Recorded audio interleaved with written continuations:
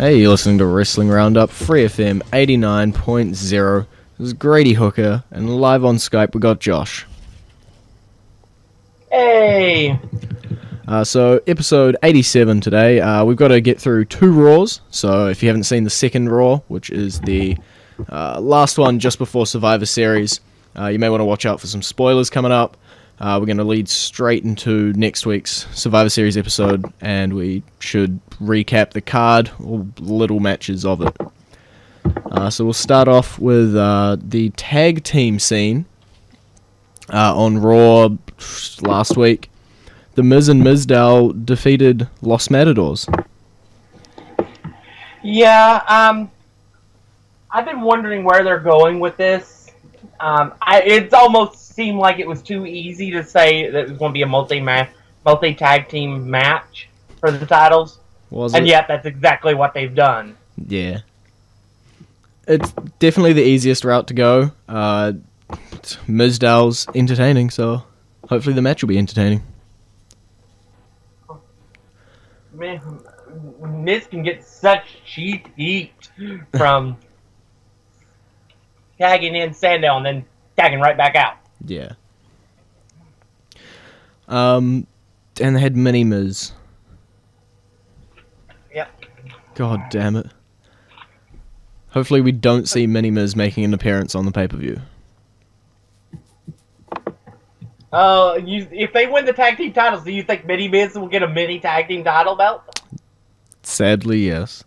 After all, Mizdow had a mini Intercontinental Championship. True. So just while we're talking about Hornswoggle, we'll quickly talk about his opposite. See that segue. The Great Khali. No longer with the company? Doesn't seem to be. He's been moved to the alumni page, and that generally means somebody's contract's come to an end and they're not being renewed. Okay. It seems like a weird thing to have no mention or anything from WWE yet. Well, a lot of times they don't mention them.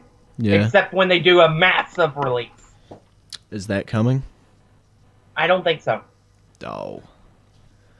I think it was just the Great Khali's contract ended and they decided, you know what, we're done with this. Have a nice life, Khali. Okay. So we'll jump over to the Raw just before Survivor Series. We're going to ignore Miz and Mizdow sucking up to Grumpy Cat. It's going to be for the better. But later on we got a 8-man tag match to pretty much completely foreshadow the match at Survivor Series. Goldust, Stardust, Miz and Mizdow versus Los Matadors and Usos. Yeah, that was it was a good tag team match.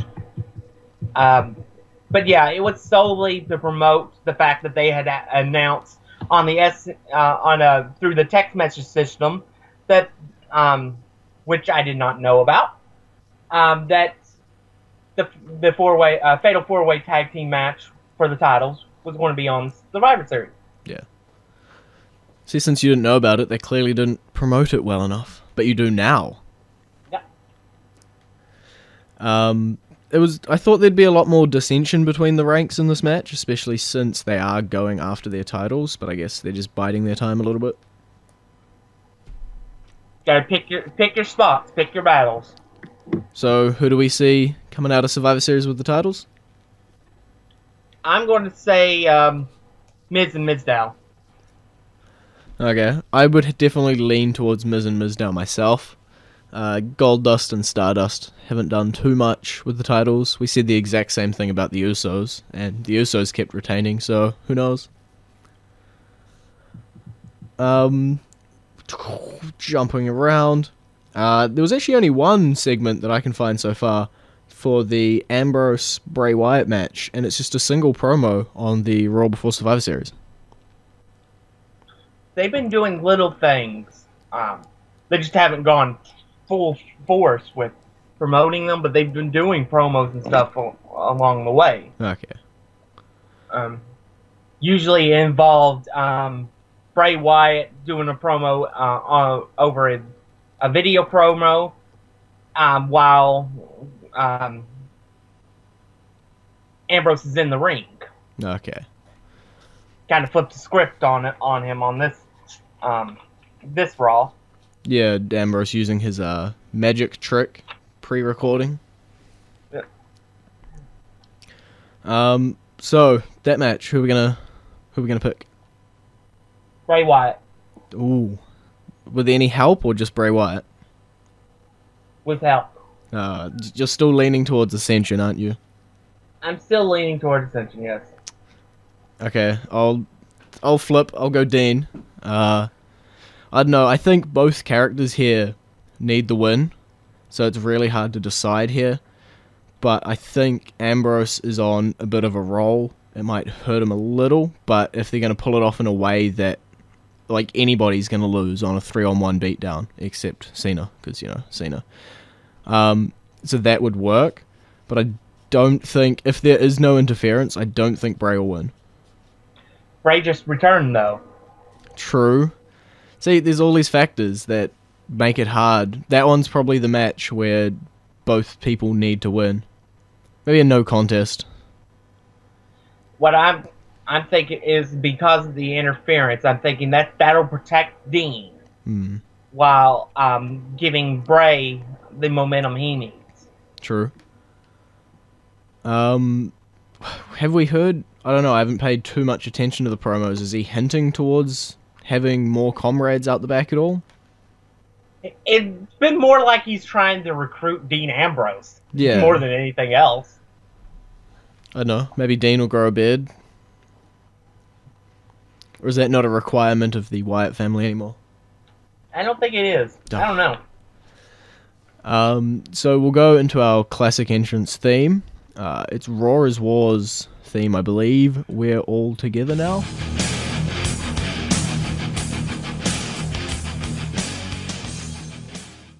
And you're back with the Wrestling Roundup, FreeFM 89.0, Grady and Josh. Let's eeny, meeny, miny, mo on the feuds. We'll go with Adam Rose, whatever he's tied up in. So last week's Raw, Tyson Kidd defeated Adam Rose through a distraction by the Bunny, and also Eric Rowan. I'm not sure what's up with that. Yeah, Rowan just seems like a giant kid. You know what I mean? Yeah, he likes fluffy things. Yeah. And reporters named Renee. But and apparently Natalia, and apparently Blonde's named Natalia too. It all makes sense. So Tyson Kidd, is this his push or is this Adam Rose's downfall here? Yeah, Tyson Kidd is getting a push because of Total Divas. I thought it would be only Divas getting the payoff from the show. They love the producers love what they're doing on Total Divas so much. They've greenlight a push for Tyson Kidd. Okay. How big of a push we don't know yet, I'm guessing? Well, yep. He did beat Sheamus. It is Sheamus. Yeah. Jumping over to Raw, the other Raw, he defeated Adam Rose again, but this time we got Bunny and Adam Rose interaction. Yeah. I almost think that I think the party is just about over. And I think we're close to seeing maybe the Leo Cougar side of Adam Rose. Yeah, he definitely looks like he's going there. I'm not sure if when they first came up with this idea, I remember they were like, hey, look, it's Adam Rose, and everyone's like, he looks so much like Leo Kruger. He was doing so well as Leo Kruger. Why change the gimmick? And now I'm starting to think that the whole Adam Rose gimmick was like a part of the Leo Kruger gimmick, maybe. Yeah, maybe it's like he's going to be the future version of Mick Foley. Yeah. You got the fun-loving Adam Rose, but then when he gets serious, you've got the kick-ass Leo Cougar. Yeah. Oh no. Until then, he's just going to get humped by a bunny. Ugh. There were so many moments last night that were not ED. Yeah. Do they have a match scheduled for Survivor Series yet? Not that I'm aware of, but I wouldn't be putting past them putting it on the card. If they did put it on the card, Adam Rose or the Bunny? Bunny. Yeah, always the Bunny. Where are we going now? We're going to the Divas. So, last week's Raw, AJ Lee defeated Brie Bella. And on this week's Raw, we had Brie Bella dress up as AJ and beat Nikki Bella. Yeah, I don't know. We're definitely seeing Brie sort of breaking out of that personal assistant role. She just has 2 more weeks to go. Doing the math, is it, if it was 8 days on Raw, so it'll be the day after the Raw after SummerSlam, Survivor Series.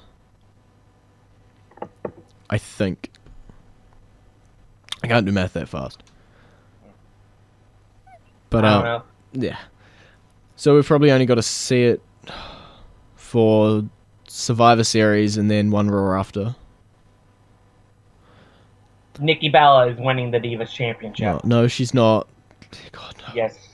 Yes, she is. No. She's going to be the first total Divas champion. It just can't happen, you know that. It just, no. And then once Nikki wins, every champion in WWE will be a heel. Yep, that makes sense. Unless the Usos win the tag titles, or something could happen. So, yeah, I know you're picking Nikki, but I don't want to pick Nikki. I don't want it to happen. Then where's AJ gonna go after this if she loses her title then? Some rumors say, home to Chicago. Oh. Forevers or for an extended break? CM Punk style. Oh. Grady not happy. Grady not happy at all. That was like, I'd say, one of the internet's biggest fears is that CM Punk would drag her away. Let's hope it doesn't get realized.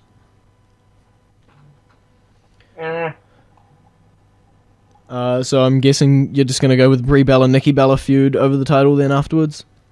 Yep. Where are we heading? We're heading into our current entrance theme, leaving lots of room afterwards for the main event. So, what's this one? This is Jeff Hardy's TNA theme, is it? Time and Faith? Yeah.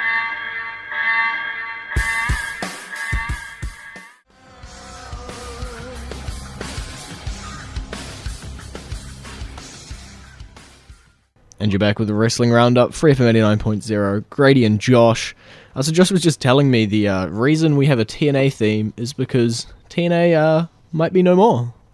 Yeah, it's starting to look bleak for them. They don't get a new network here soon.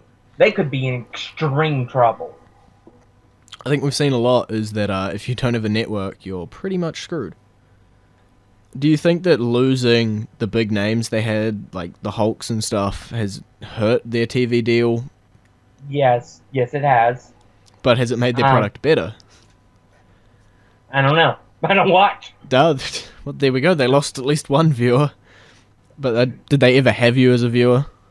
Not really. I'd only check it out if I had nothing else better to do.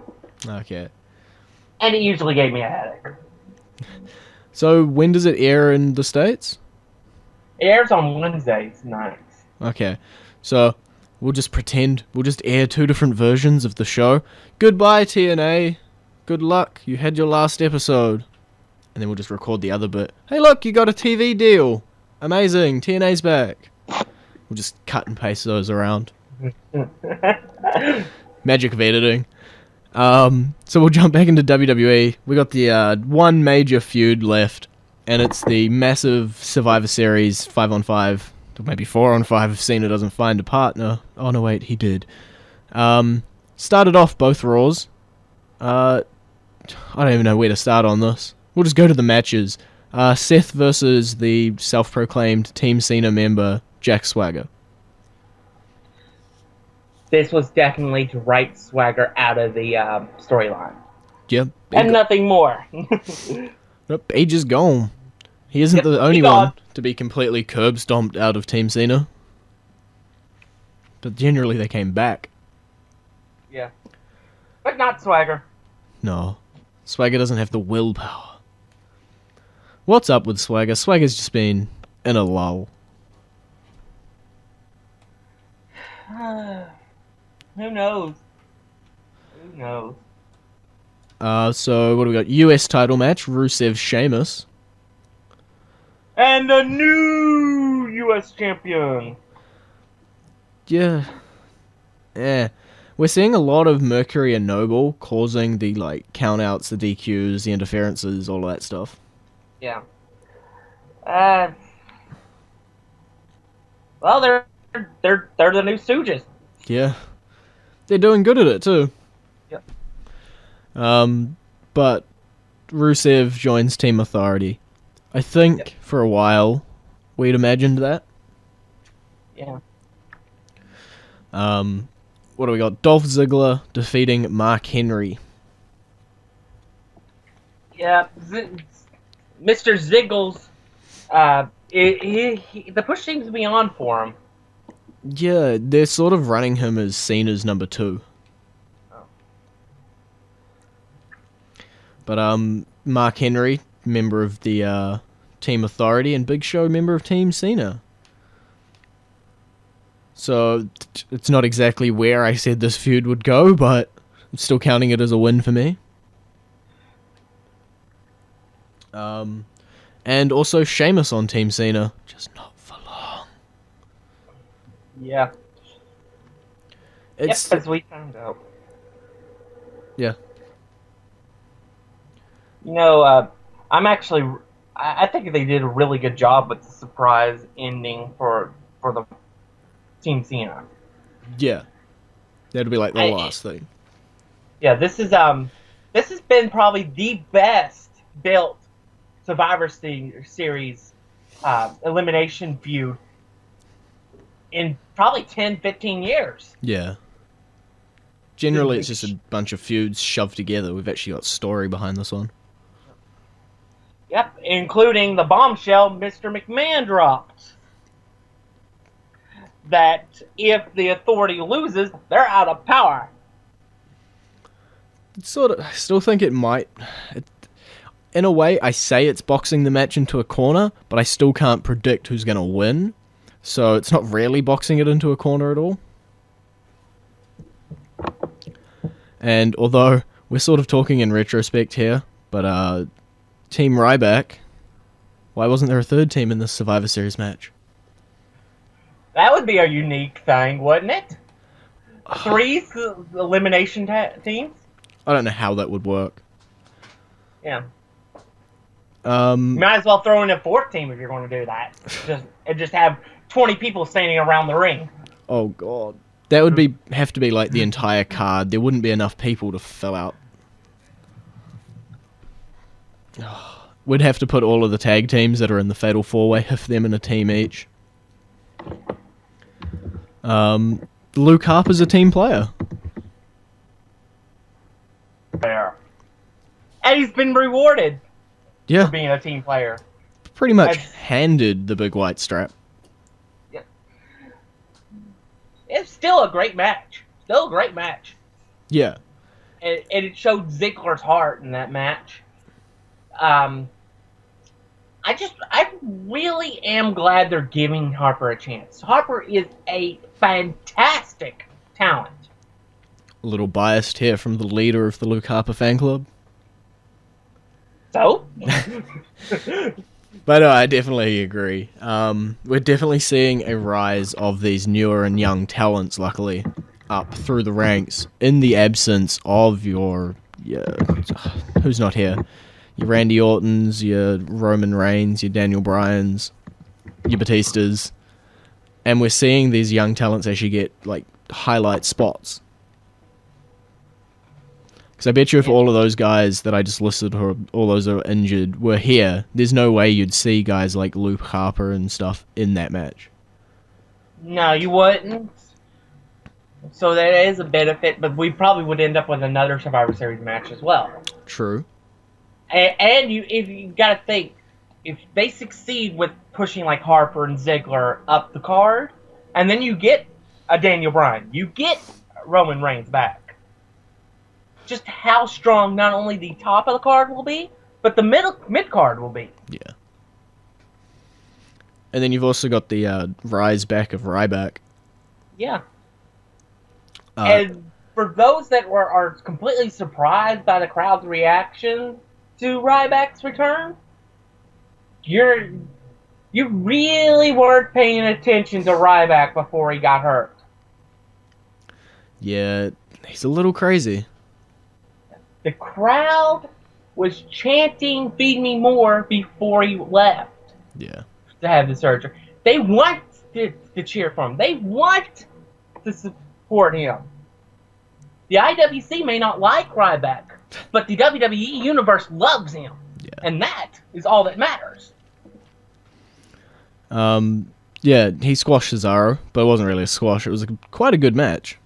Yeah, it was a 14-minute match, so there's no squash. No. But it is just another loss for Cesaro, just tallying those up.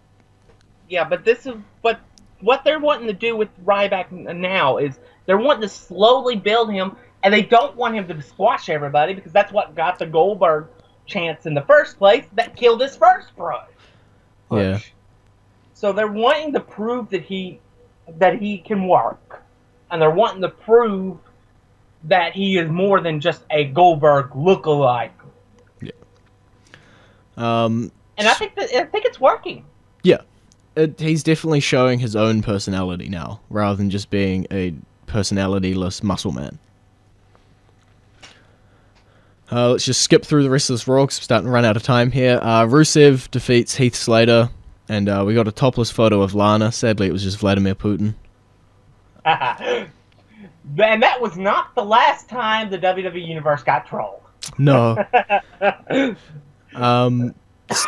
Stephanie offered Big Show a spot in the Hall of Fame. He refused. Sheamus came out. Blah, blah, blah. Stuff happened. They got to have a number one contenders match for the big title. It was ruled a non-contest because, Rusev, Mark Henry attacked. Talked about it a little earlier. Sheamus is a little injured, so he will not make the Survivor Series match. So in the main event segment, with the contract signing for everybody, Eric Rowan. Which, at the time, when I was watching it live, shocked me. But when you put it combined with the reaction that Luke Harper has, and the fact that there used to be brethren in the Wyatt family, it makes total sense. It does. But he got a huge pop when he came out and put that too.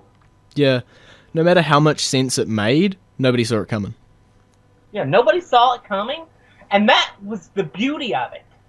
You know what else nobody saw coming? Cesaro. Yeah. Oh, they troll.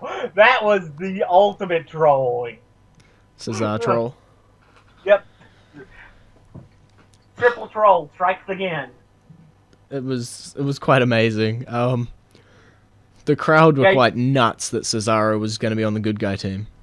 And then he walks over to the other side and says, "Gotcha!" And then walks out. I think it didn't help that earlier in the Ryback-Cesaro match, the commentators were mentioning that either Ryback or Cesaro might fill in spots. So they definitely laid the groundwork there. But, Ryback final member. It was quite obvious. Yeah. It turns out Team Ryback is Team Cena. Yep. He's putting up the stones to try to help the Team Cena. So who do you think is going to win at Survivor Series?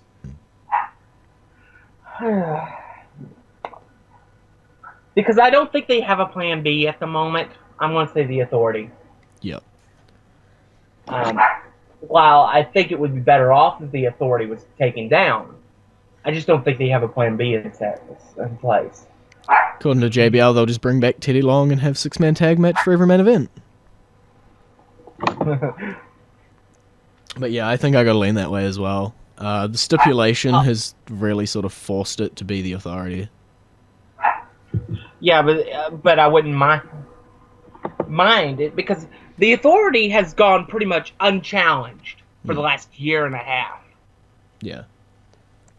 So and I feel it's time that they've run their course, and it's well past time to break them up. We'll just bring back Eric Bischoff as general manager.